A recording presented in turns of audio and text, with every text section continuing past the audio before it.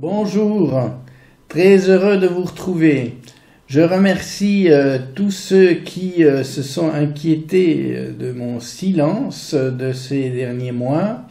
Certains d'entre vous m'avaient écrit des emails, merci beaucoup. Je vous rassure, tout va bien. Dans cette vidéo, j'aimerais vous parler de la pleine lune du 3 août 2020 et des jours de lunaison qui vont suivre. Vous verrez que pour l'hémisphère nord en tout cas, elle sera un peu mouvementée et probablement chargée de tensions qui malheureusement prolongeront l'état de crise auquel on s'est habitué depuis le début du printemps. La voici cette pleine lune, avec comme d'habitude cette opposition soleil-lune. Ce qui est particulier peut-être de cette lunaison Lion-Verseau, c'est que la nouvelle lune qu'il a initiée s'était produite dans un signe d'eau, le Cancer. C'était le 20 juillet. Mais le soleil a avancé jusqu'au signe du Lion, et alors on assiste à un changement d'énergie solaire. Bien que le cycle de la lunaison soit le même, puisque la lunaison a commencé en Cancer, la lune fait le tour du zodiaque en un mois et pour finir reviendra à la nouvelle lune suivante en conjonction avec le soleil en Lion. On est donc passé en ce qui concerne le soleil d'un signe paisible, on va dire, axé sur la sécurité, sur la zone de confort de chacun de nous, à un signe de feu, plus dynamique et qui aura une sorte de fonction de réveil. Nous allons voir pourquoi. La configuration de la nouvelle lune était confrontée à ces trois planètes en conjonction dans la fin du signe du Capricorne, à savoir Jupiter, Saturne et Pluton. Dans ce signe de terre lié au pouvoir, lié à l'autorité, mais aussi de par la présence de Pluton et de Saturne, lié à ce climat de crise amplifié par Jupiter qui nous est sans cesse rappelé par les médias. Avec ce qu'on vit actuellement dans les sphères du pouvoir liées au Capricorne, on a par exemple ces négociations très difficiles qui ont eu lieu dans l'Union européenne au niveau du plan de relance économique et qui certes ont été couronnées par le succès, mais paradoxalement on n'est pas encore tout à fait à la fin du processus de crise. Et donc on va dire que ce plan ne sera qu'un premier pas dans la résolution des problèmes économiques, si on est optimiste, mais que d'autres éléments de crise peuvent se présenter ces prochaines semaines et mois et tout chambouler à nouveau. Donc les trois planètes seront dans le Capricorne et comme vous le savez probablement, cette présence-là va durer jusqu'à mi-décembre. En opposition avec cette triple conjonction, nous avions donc le Soleil et la Lune qui étaient en conjonction le 20 juillet à la fin du Cancer. Donc, on va dire que mi-juillet, fin juillet, on a été confronté à ce climat dur et difficile entre ce qui est extérieur à nous, le pouvoir, les contraintes, les lois, les nouvelles règles toutes liées à cette pandémie. Et d'un autre côté, nous avons eu à subir cela au niveau de notre sphère intime, de nos émotions, nous heurtant et nous obligeant à nous conformer aux usages, aux règles qui ont violé en quelque sorte notre liberté et notre indépendance.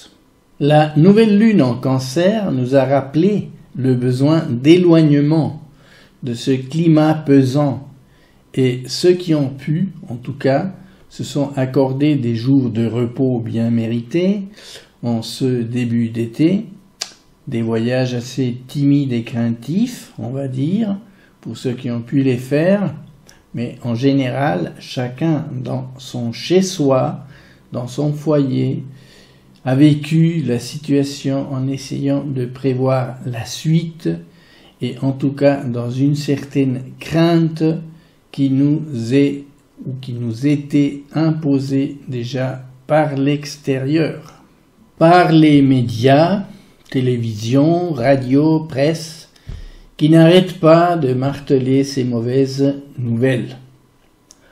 Comment faire alors pour garder son calme, son intégrité? Il faut retrouver la force chez soi, en se centrant sur ce qui est important pour retrouver la confiance intime, en se concentrant sur un hobby, sur la lecture, sur l'activité physique, sur la vie de famille, en tirant la prise peut-être et en se coupant des nouvelles, en évitant de se faire matraquer à longueur de journée par l'extérieur, en retrouvant une raison de vivre heureuse rien qu'en cultivant son intérieur et sa force. C'est ce climat qui a prévalu lors de cette nouvelle lune en Cancer. Certains l'ont vécu d'une façon plus forte que d'autres. En particulier, les cancers étaient bien sensibles à ce climat, je pense. Mais les choses évoluent vite et on est obligé de s'adapter jour après jour. Et c'est à cela que nous invite cette pleine lune du 3 août, avec le soleil en Lion et la lune en Verseau. C'est une confrontation, une mise en miroir entre la force personnelle du lion, le soleil et sa conscience, la poussée vers l'avant, la confiance dans le futur, sa générosité et sa chaleur, d'un côté, et de l'autre, la société, avec ses besoins, ses contraintes, avec si possible son esprit fraternel et coopératif, représenté par cette lune en Verseau. Mais attention, le maître du Verseau, Uranus, est en carré avec cette pleine lune, avec la lune d'une part qui est justement en Verseau et le soleil en Lion d'autre part. Ceci ne va pas sans une tension, un conflit potentiel. Qu'est-ce que cela peut donner comme ambiance? Eh bien, Uranus rappelle cette impulsion interne à promouvoir l'intégrité et l'originalité propre, d'aller vers le vertical, vers une conscience supérieure, avec une vision prometteuse du futur. Par conséquent, cela donne un besoin d'indépendance, un besoin d'être soi-même, de ne pas se laisser faire, et ceci est très intéressant dans la situation actuelle, puisqu'il y a un germe de rébellion dans cette pleine lune. On ne va pas admettre facilement des ordres tout le temps sous la contrainte. Être sociable, coopératif, c'est bien, mais on ne va pas l'être pleinement si l'on sent l'arbitraire ou le manque de cohérence au niveau des consignes. Et surtout cette atteinte à des conditions économiques stables et sûres symbolisées par le taureau. C'est pourquoi il y a comme un air de changement radical, une incitation à l'action, à voir les choses autrement. Il va de soi que les natifs les plus sensibles à cette pleine lune seront ceux et celles des signes du Lion et du Verseau tout d'abord, mais également les signes du Taureau et du Scorpion. Ils sentiront cette tension, cet appel à s'impliquer plus fortement dans les affaires de la société, tout en exprimant leur foi dans le futur et les sentiments d'avoir une force intérieure qui les mènera vers l'avant. Cette pleine lune se produit dans ce climat de tension, mais ce n'est pas tout. Mars est en Bélier. Il est entré dans le signe le 28 juin. Et par ce phénomène de rétrogradation, il va rester dans le Bélier jusqu'au 6 janvier 2021. Ce n'est pas anodin, car Mars reste normalement 6 semaines dans chaque signe, et cette fois-ci on va l'avoir 6 mois dans son propre signe, le Bélier, surtout concentré dans la deuxième moitié du signe, voire dans le troisième décan, à partir de mi-août. Comme vous le savez certainement, ce signe de feu est très énergique et impose ses désirs souvent d'une manière dynamique, voire agressive, et on ne peut pas toujours s'attendre à un comportement très raisonnable devant les obstacles. La planète tend à s'imposer et elle laisse peu de place au compromis. Comme son nom l'indique, le Bélier ne frappe pas poliment à la porte, il l'enfonce. Si le reste de la configuration était favorable, je dirais que cela pourrait être une très bonne chose, que la force individuelle se manifeste énergiquement.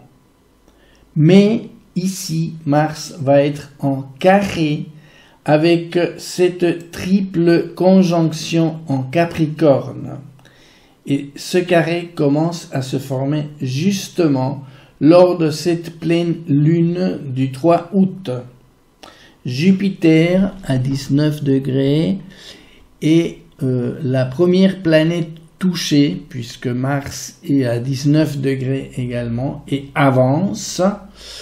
Mais puisque ces trois planètes sont intimement liées actuellement et jusqu'à mi-décembre, on peut dire que les festivités martiennes, si l'on veut, commencent déjà dès cette pleine lune avec ce groupe.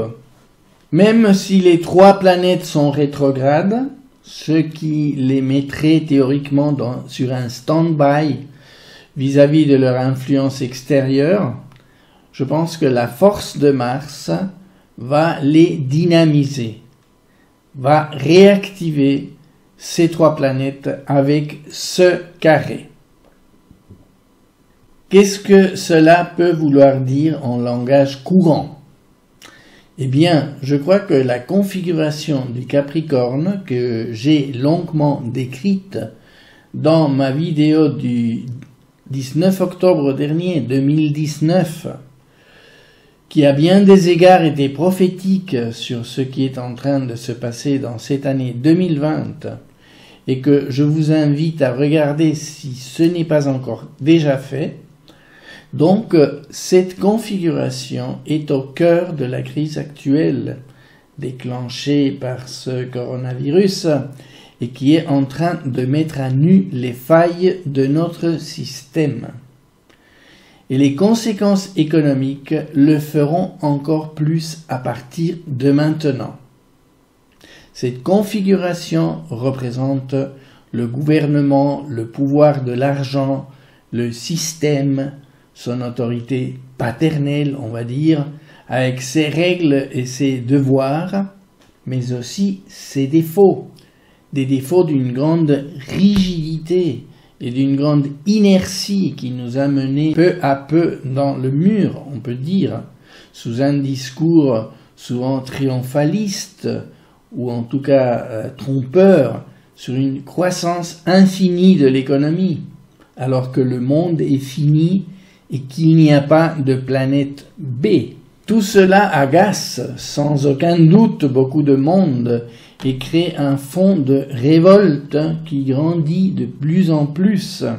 Si l'on regarde la configuration créée simultanément par cette pleine lune et par Mars, on dirait que pour beaucoup la coupe va être bientôt pleine, si ce n'est pas déjà le cas.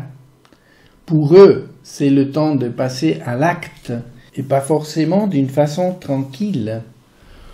On voit déjà par exemple à quel point un certain public peut sentir un ras-le-bol à l'égard du système qui nous mène aveuglement vers un futur incertain qui navigue à vue. L'agitation sociale s'amplifie, des antennes de 5G sont vandalisées, des manifestations antiracistes se multiplient, les actions contre la lenteur des gouvernements dans la mise en place de solutions face au changement climatique vont continuer de grandir, etc., etc.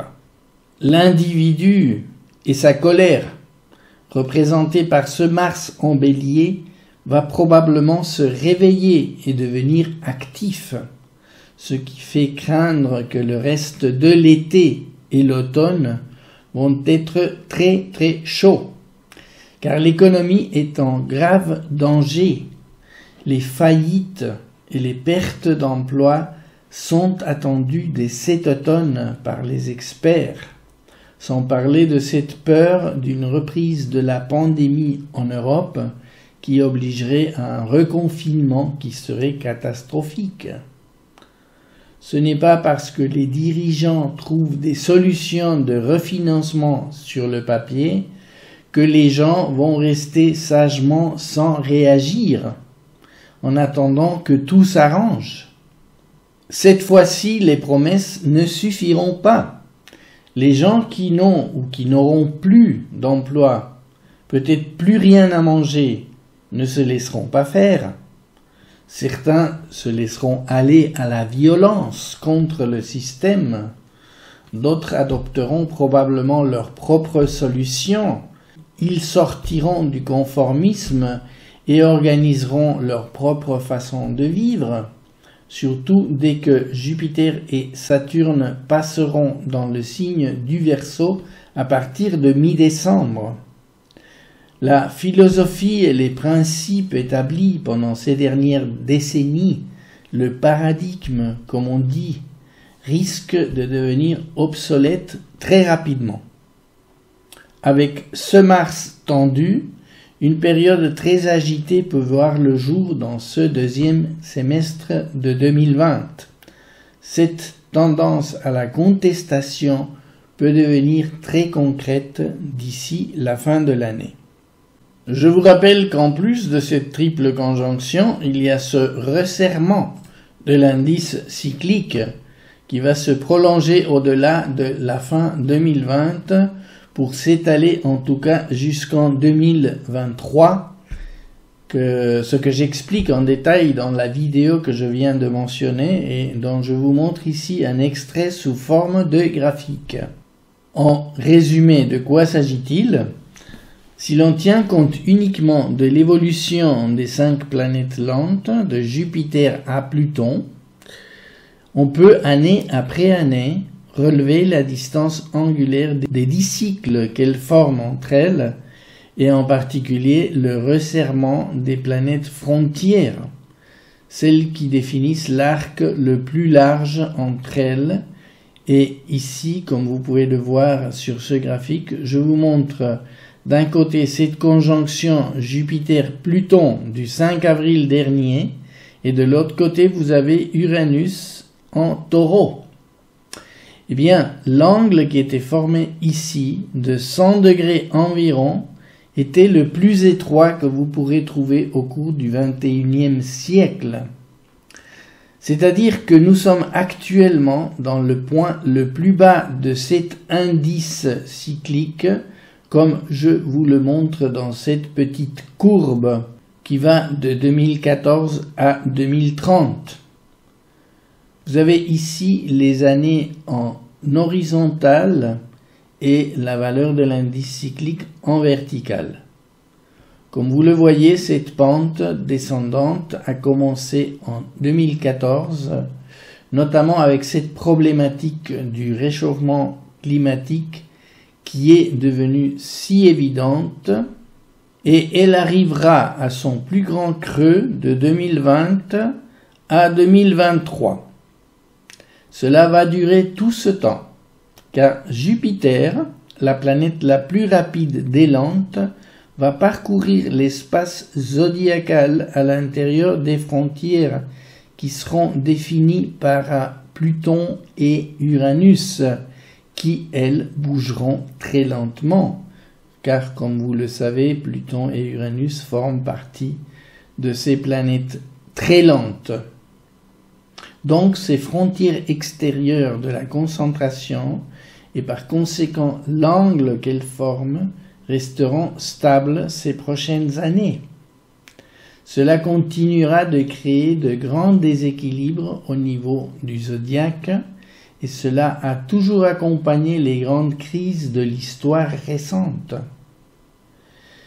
L'actuelle ne sera pas une exception. Celle-ci pourrait même dépasser les dégâts économiques que l'humanité a déjà vécus lors des deux grandes crises mondiales du XXe siècle, ce qui d'ailleurs est souvent craint et annoncé par les économistes dans les analyses qu'ils nous livrent ces temps-ci dans les médias. Vous trouverez toutes les explications pour comprendre ce graphique et d'autres que je vous présente dans la vidéo que je vous ai mentionnée tout à l'heure. Continuons. Ce jour de la pleine lune, nous aurons encore Vénus dans les Gémeaux. Une période de 4 mois qui arrivera à sa fin le 7 août, où Vénus avait fait une rétrogradation dans ce signe, où surtout les natifs des Gémeaux, justement, ont pu vivre fortement l'appel de l'amour, ou en tout cas un appel à s'impliquer dans des relations intimes, mais avec un certain détachement, moins émotionnel, mais plus marqué par les échanges d'idées, plus légère, mais aussi plus communicative et curieuse de l'autre. C'était aussi un temps où de nouvelles idées pour faire de l'argent ont foisonné. Beaucoup de gens ont aiguisé leur imagination pour s'adapter à la nouvelle donne imposée par la pandémie, ce qui a dû aussi être stimulant pour les natifs des deux autres signes d'air, le Verseau et la Balance. De son côté, Mercure a passé 2 bons mois en Cancer, sensible à la vie de famille, qui a sans doute été bien repensée et vécue plus consciemment dans cette période de confinement. Pour le meilleur et pour le pire, j'ai envie de dire, cela n'a pas été très joyeux pour tout le monde. Avec la pleine lune, c'est l'opposition avec Saturne qui risque de créer des conflits entre maison et profession, surtout pour les natifs du Cancer et du Capricorne. Il y a beaucoup de réflexions et de conséquences pratiques au sujet du télétravail, par exemple, dont on commence à évaluer certains effets pernicieux. Les autres 2 signes en carré, la Balance et le Bélier, vont également être potentiellement mis devant des situations difficiles dans ces domaines. Pour tous, ce sentiment d'inconfort devrait s'estomper dès que Mercure pénétrera et avancera dans le Lion dès le 4 août. De son côté, rétrograde jusqu'au 30 novembre, Neptune semble pouvoir jouer un rôle modérateur dans le cadre de ce carré entre le Bélier et le Capricorne par le biais de ces 2 aspects harmoniques que l'on voit ici. Et dans bien des cas, faciliter ce changement de mentalité, de paradigme. Les Poissons sont un signe collectif, profondément sensible et émotionnel, spirituel, éminemment adaptable. Et on voit que Neptune forme ces aspects harmoniques donc avec Mars et avec cette triple conjonction. Et en particulier dans le 3e décan de ces signes. Donc on peut espérer que des aspirations collectives positives animeront les personnes qui se laisseront emporter par l'impulsivité martienne de la contestation, où la volonté d'agir se mettra au service d'un but supérieur. Le genre humain a certainement besoin de se motiver intimement pour faire front aux défis de l'époque, s'il veut des changements réels et durables, en trouvant du sens à ce qu'il fait. Et Neptune peut nous aider à opérer la transition des modèles du passé vers un nouveau paradigme plus conforme aux besoins du XXIe siècle. Et je trouve symbolique que cette comète Neowise, que l'on voit dans nos cieux nocturnes actuellement, nous envoie comme un signe. Cet astre, qui passe seulement tous les 6000 ans environ près du Soleil et de la Terre, nous dirait « Réveillez-vous, vous ne pouvez pas laisser le monde tel qu'il est, changez !» Bien sûr, là je ne suis pas dans l'astrologie proprement dite, mais plutôt dans la poésie. Permettez-moi ce petit écart. Le 5 août, Mercure passera donc dans le Lion, ce signe solaire, où il rejoindra le Soleil. Ce sera le mois de l'été, où les effets de cette pleine lune vont se déployer petit à petit, et le Lion va donc s'enflammer un petit peu au niveau mental et communicatif. Les pensées deviendront plus vives, plus dominantes, elles auront envie de s'imposer d'une manière civilisée, bien sûr, d'une manière sûre, de façon convaincante, et donc cela donnera du poids aux actions qui pourraient être entreprises par ceux qui se laisseront inspirer par ce carré de Mars à la configuration du Capricorne.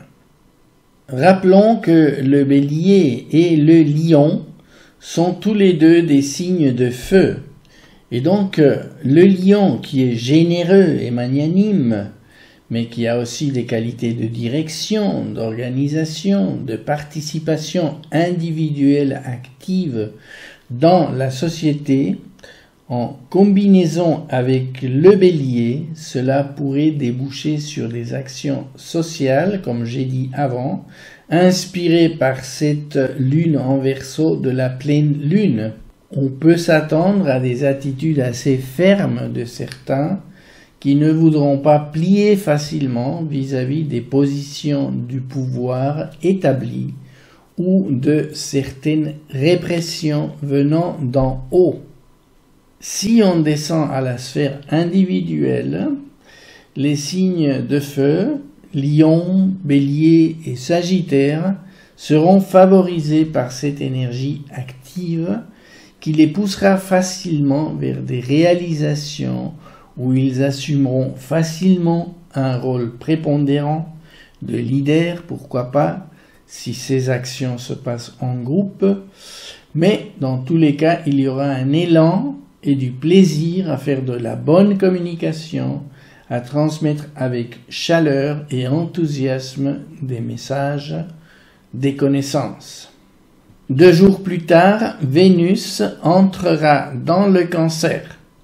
Et là, cela va favoriser des sentiments plus aimants au niveau familial, au niveau du foyer, avec peut-être un intérêt pour l'amélioration du chez-soi, en essayant de se bâtir un environnement quotidien plus beau, plus esthétique, plus accueillant, plus harmonique, avec des changements au niveau de la décoration, peut-être, et des rapports émotionnels plus intenses avec les membres de la famille.